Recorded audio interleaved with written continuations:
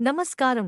టీవీ7 daily market updates కు స్వాగతం. కన్నెర్ర చేసిన కంది రైతులను నిలువునా మోసగించిన వ్యాపారి, కంది రైతులను వ్యాపారులు నిలువునా ముంచుతున్నారు.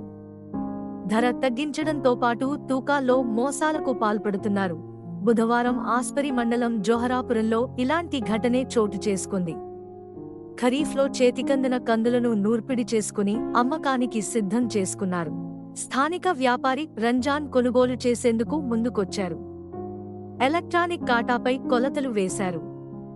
ఒక్కో సంచి 51 కిలోల 300 గ్రాముల చొప్పున తూకం వేశారు.